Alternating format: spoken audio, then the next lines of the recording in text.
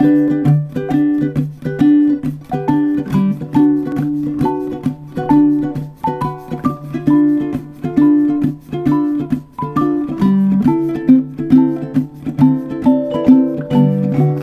moi je suis Raymond Liozon et je suis sculpteur animalier. J'ai été pendant une quarantaine d'années artisan ébéniste et aujourd'hui mon activité c'est la sculpture. Voilà. Donc j'ai quitté l'école donc à 14 ans, j'ai été formé donc en apprentissage et depuis j'ai pas quitté, je travaille toujours. Voilà. Donc aujourd'hui j'ai 65 ans et comme quoi il faut pas avoir peur de travailler.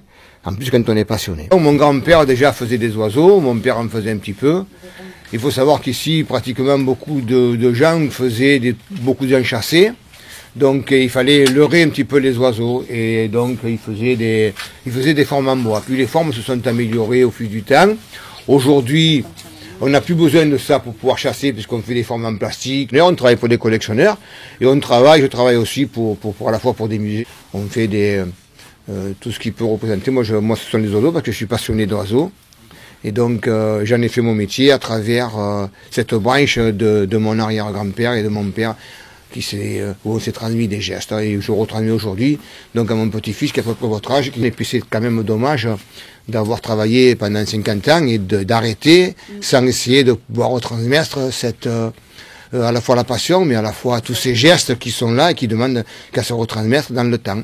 Il faut savoir qu'un artisan, c'est quand même un ouvrier. Je suis un ouvrier du bois, mais assez complet, quoi. Donc, j'ai acquis, il y a beaucoup de choses qui se sont greffées.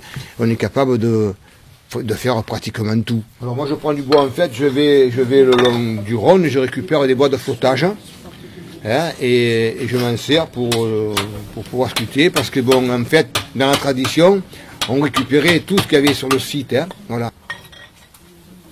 Je vais directement sur les abords du fleuve et je récupère les bois qui flottent, même qui sont dangereux, qui risquent de repartir, à la fois pour les bateaux et pour les filets de pêcheurs. Les bois qui sont ancrés dans le sable, ceux-là on les laisse parce que ça tient les rives. Hein. Voilà.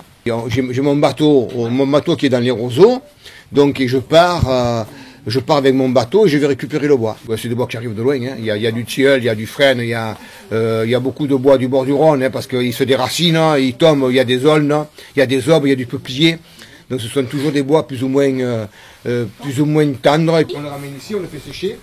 Quand il est sec, on le débite. On le débite au plus gros. Hein.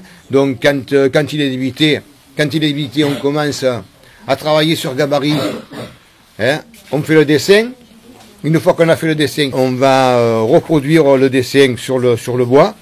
L'artisanat, ce sont des gestes qui sont répétés. C'est un geste méthodique, on s'appelle une méthode. Puis après, il y a tout un travail artistique qui vient à travers les formes. Donc, et c'est là qui fait la différence entre deux artisans. C'est un travail artistique. Hein, voilà. Mais enfin, il faut savoir que sur une forme comme ça, il y a 95% de travail, et il n'y a que 5% de forme artistique. Mais si vous ne l'avez pas, ces 5%, ça restera plat, ça restera sobre. Un oiseau, lorsqu'il dépasse entre 8 et 10 cm, après il fend un bois. Il fend toujours, parce qu'il va travailler différemment. Si tu le fais de plus de 10 cm d'épaisseur, ça c'est à force de travailler.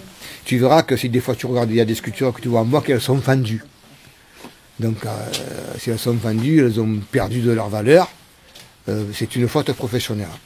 Voilà. Donc pour pas qu'il y ait cette faute professionnelle, les oiseaux, il faut faire un décollage.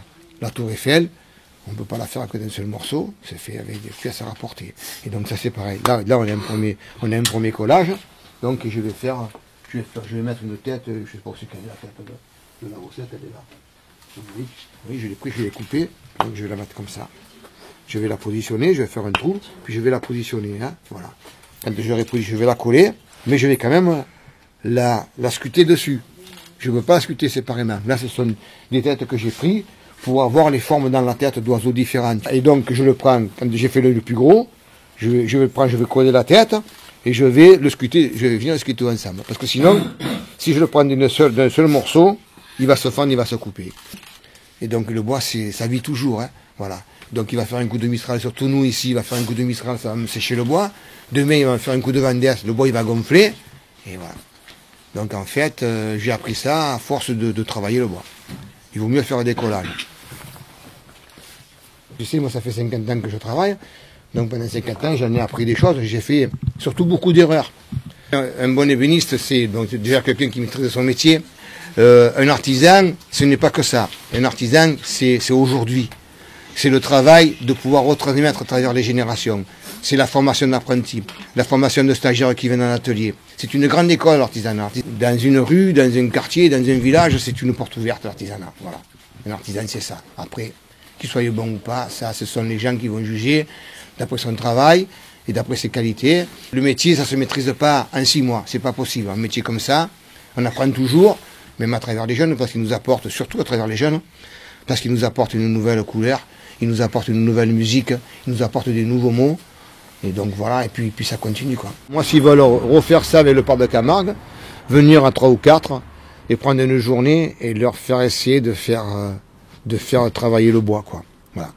Pour les lever de ces ordinateurs, pour les lever de ces jeux vidéo où ça développe très certainement l'esprit parce qu'ils sont très éveillés, très dégourdis, mais où ils doivent venir sur des travaux qui sont plus artistiques à travers la sculpture, à travers la musique, à travers le dessin, à travers la peinture, qui est une richesse extraordinaire.